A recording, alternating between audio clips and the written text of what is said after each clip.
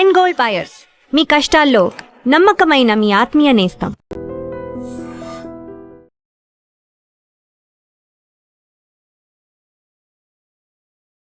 Welcome to I dream. నేను దేశ్రీ. Actor Sathyaraj కుమార్తె దివ్య nutritionist. తను పెళ్లికి సంబంధించి కొన్ని కమెంట్స్ చేసింది.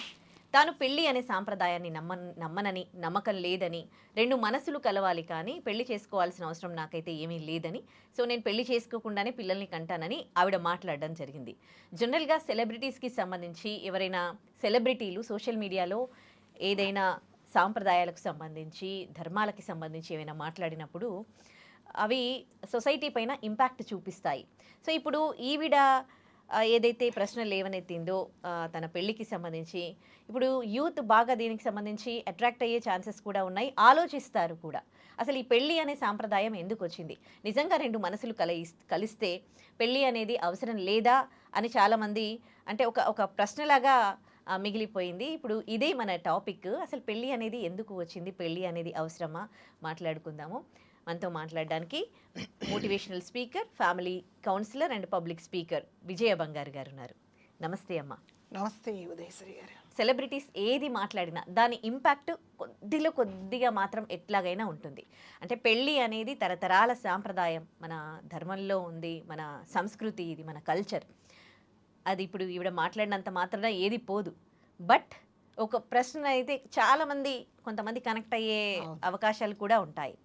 పెళ్ళి నిజంగానే అమ్మాయి రెండు మనసులు కలిస్తే చాలు కదా అని మాట్లాడింది. దాంట్లో తప్పేంటి అని ప్రశ్నిస్తూ ఉన్నారు.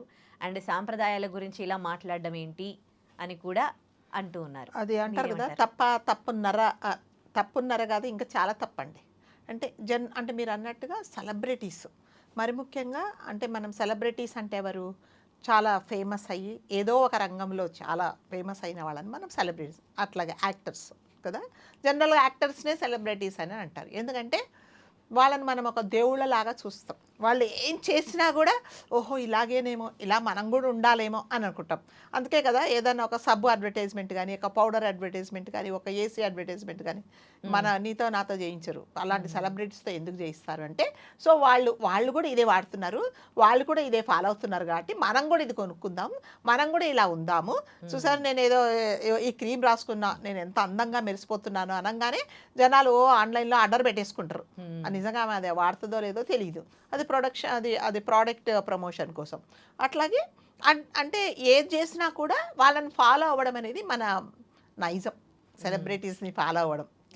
కాబట్టి అంటే ఎప్పుడైనా సరే అలాంటి సెలబ్రిటీసు ఏదైనా మాట్లాడేటప్పుడు చాలా జాగ్రత్తగా, అంటే మనం ఒక మెసేజ్ ఇస్తున్నట్టుగా, అది కూడా ఏ మెసేజ్, మంచి మెసేజ్ ఇస్తున్నట్టుగా ఉండాలి.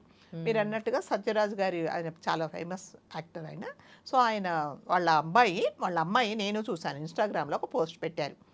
సో పెళ్ళి అంటే పిల్లల్ని కనడానికి పెళ్ళి అవసరమా, పెళ్ళి లేకుండా కూడా నేను పిల్లల్ని కంటాను. ఎస్, పిల్లల్ని కంటావు అంటే పెళ్ళి అనేది, అంటే పెళ్ళి అంటే ఏంటి ఉదయశ్రీ, అది మన భారతదేశంలో మనందరికీ పెళ్ళి అన్నట్టు ఏంటంటే, ఒక ఆడ మగ ఇద్దరు అంటే పెళ్ళి అనే ఒక బంధంతో ఒకటయ్యి అదొక ఫ్యామిలీ అయిన తర్వాత ప్రతి ఒక్కరితో, అంటే ఇప్పుడు వాళ్ళిద్దరూ కలిసి ఉండొచ్చు, పిల్లల కంటే కూడా ఎందుకంటే పెళ్ళి అనే ఒక బంధంతో ఏకమయ్యారు కాబట్టి అది పవిత్రమైన బంధం అంటే పెళ్ళి అనేది. కాబట్టి సో ప్రతి ఒక్కరు మనం అందరం ఫాలో అవుతారు.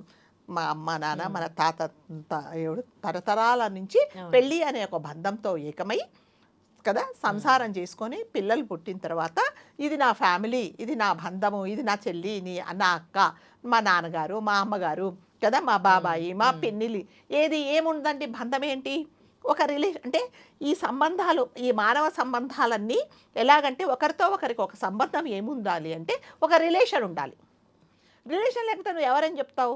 సరే, ఎస్, ఆమె పాయింటే మాట్లాడదాం. ఆవిడేమంటుందంటే పెళ్ళి అనే అవసరం లేదండి, నేను పిల్లల్ని కనేస్తాను పెళ్ళి కాకుండా అంటున్నావు. సరే, పిల్లల్ని కంటావు. కన్న తర్వాత మరి పిల్లలకు, ఆ పుట్టిన పిల్లలకు, నీకు అతను ఎవరైతే ఉన్నాడో పెళ్లి చేసుకోకుండానే నువ్వు పిల్లలను కన్నావు కదా, అతనికి ఏం రిలేషన్ అండి, ఏమని చెప్తావు కదా? నానా అని చెప్పాలి. నానా అని ఎప్పుడు అంటారు? భార్యాభర్తలు అయితేనే నా అమ్మ నాన్న అని పిలుచుకుంటాం.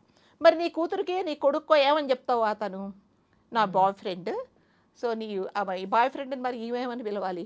పిల్లలు ఏమని పిలవాలంటే పుట్టిన పిల్లలు ఏమని పిలవాలి? అంటే ఒక పెళ్లి చేస్తేనే అమ్మ నాన్న అవుతారా? అంతే కదండి. పెళ్ళి చేసుకుంటేనే కదా భార్యాభర్తలు అయిన తర్వాత అమ్మ నాన్న అవుతారు ఉదయశ్రీ. అంతేగాని ఇప్పుడు ఎవరితోనో నువ్వు అంటే అతనికి నీకేం రిలేషన్ లేదు. సరే అమ్మ ఇప్పుడు రేపు పొద్దున పిల్లలు పెద్దగా అయిన తర్వాత అమ్మ అని నేను పిలుస్తాడు. ఎందుకంటే నువ్వు 24 గంటలు ఉన్నావు కాబట్టి అమ్మ అంటాడు. మరి నాన్న అంటే ఎవరిని చూపిస్తావు? నాన్న అనే రిలేషన్ నీకు ఎప్పుడు ఉంటుంది? నువ్వు పెళ్లి చేసుకుంటేనే కదండి. అంతేనా? అంటే నాకు తెలియదు మరి ఇప్పుడున్న టెక్నాలజీలో పెళ్లి కాకున్నా కూడా నేను అంటే ఆడపిల్లలు కానీ మగపిల్లలు కానీ ఇదిగో మా ఆవిడ మా వారు అని చూపిస్తారు. కానీ మేమిద్దరం పెళ్లి చేసుకోలేదండి, కానీ నా పిల్లలకి ఈయన ఏమవుతాడు? మరి ఏమవుతాడు? నా పిల్లలకు అంటే ఈ భూమి మీదకి నా పిల్లలు రావడానికి కారణం ఈయన. ఈయనకు నీకు ఏం సంబంధం అని చూపిస్తావు? అంటే యాక్చువల్లీ దివ్య ఇంటెన్షన్ ఏంటి అని అంటే పెళ్లి పేరిట ఇద్దరిని కలుపుతారు, కానీ వాళ్ళ మనసులు కలవంది. వాళ్ళు భార్యాభర్తలు ఎట్లవుతారు? మెయిన్ గా మనసులు కదా కలవాలి. నో అది ఆవిడ చెప్పింది ఏమని చెప్పారంటే ఎస్ మనసులు కలవాలి. సరే పెళ్లి అనే సంబంధంలో మేమిద్దరం అంటే బాగుంటేనే మీరు లక్షల కోట్లు పెళ్లి చేసినా కూడా పెళ్లి పటాకులు అవుతున్నాయి. That is okay. ఆమె ఏమంటుందంటే పిల్లలు కనడానికి పెళ్లి అనే బంధమే ఉండవసరం లేదు అని అంటుంది ఆమె. ఎస్ మన భారత సంస్కృతి ప్రకారము మనం అందరం భారతీయులం కాబట్టి మనం ఫారినర్స్ కాదు. సో అంటే ఒక భార్య భర్త ఇద్దరు కలిస్తే కలిగే సంతానాన్నే అది సంతానం అంటారు.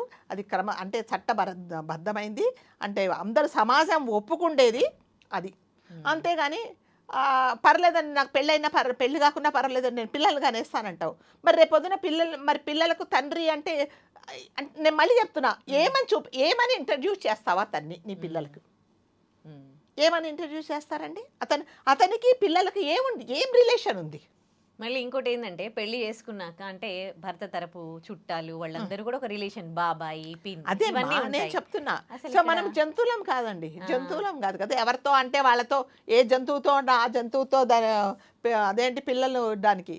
సో మన సంబంధాలన్నీ ఏంటంటే ఒక మనిషితో ఒక భార్య భర్త, మళ్ళీ చెప్తున్నా బాబాయి పిన్ని నాన్నగారు అమ్మ తాతయ్య బాబాయి, ఇవన్నీ ఏంటంటే మన రిలేషన్స్ కదా, మానవ సంబంధాలు ఇవన్నీ.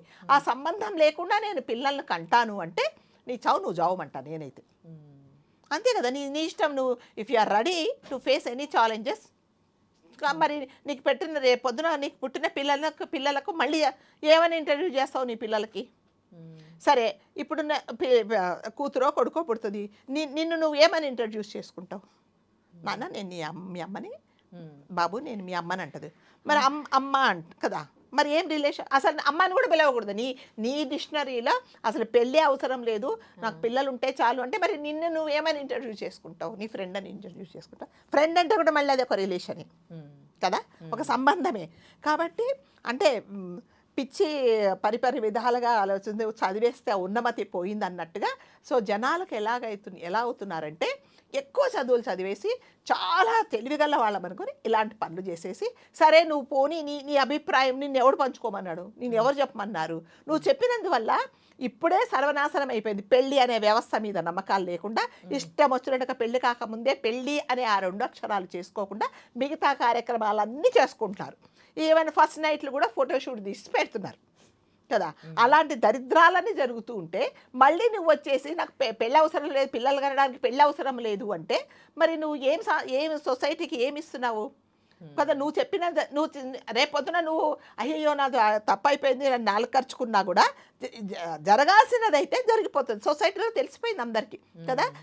మన యూత్ అంతా ఎలా ఉన్నారంటే ఏం చెప్తే సోషల్ మీడియాలో ఏం చెప్తే అదే ఫాలో అవుతున్నారు. అదిగో ఆమె చెప్పింది కదా, నేను కూడా ఇప్పుడు అదే చేస్తా, ఆల్రెడీ చేస్తున్నారు. ఇంకా చెయ్యని వాళ్లకు ఈమె అవేర్నెస్ ఇచ్చింది అనమాట, పర్లేదు చేసుకోండి అని చెప్పేసి. ఇంట్లో చెప్తే మాట వినరు కానీ అస్సలు సోషల్ మీడియాలో ఏమైనా పోస్ట్ పెట్టగానే ఇంకా అస్సలు మొత్తం గూగుల్లో సెర్చ్ చేసేసి ఇదిగో పలానా అసలు ఇప్పుడే వెతుకుతున్నారండి.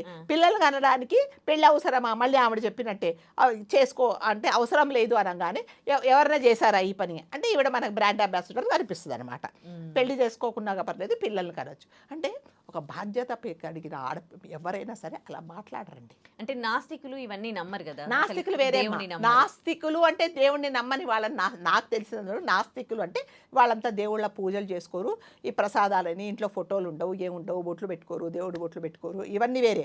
కానీ నాస్తికులు మాట్లాడాల్సిన నాస్తికులు ఏమంటారు, పూజలు చేయొద్దంటారు, దేవుడే లేదంటారు, గుళ్ళు ఎందుకు వేస్ట్ అంటారు. మరి సంప్రదాయాలు ఫాలో అవుతారా? వాళ్ళంతా సాంప్రదాయాలు అంటే మరి పెళ్లి చేసుకుంటారండి, పెళ్లి చేసుకుంటారు, కుటుంబ బంధాలు ఉంటాయి, కుటుంబ విలువలు తెలుస్తాయి, దేవుడి వరకు మాత్రమే వాళ్ళు నాస్తికులు.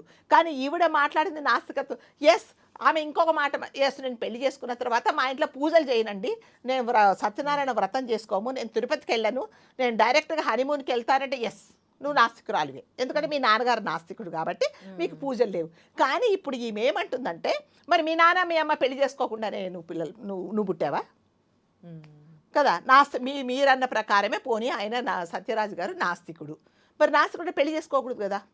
వాళ్ళు ఈ అమ్మాయికి అమ్మా నాన్న ఉన్నారు కదా, మరి వాళ్ళిద్దరిది ఏం రిలేషన్ అండి, ఉన్నారా లేదా? నువ్వు మీ సత్యరాజు గారిని నాన్నగారు అనే పిలుస్తావు, మీ అమ్మగారిని అమ్మ అనే పిలుస్తావు కదా, వాళ్ళిద్దరు పెళ్లి చేసుకోకుండానే భార్యాభర్తలు అయిపోయి నీకు అమ్మ నాన్న అయ్యారా? కాబట్టి సోషల్ మీడియాలో మరి ముఖ్యంగా సెలబ్రిటీస్ ఎవరైతే మిమ్మల్ని ఫాలో అవుతూ మిమ్మల్ని దేవుళ్ళగా మీరు ఏం చెప్తే అది కూడా నా జీవితానికి అన్వయించుకొని ఎలా చేస్తున్నారో, కాబట్టి మాట్లాడే ముందు చాలా జాగ్రత్తగా మాట్లాడాలి.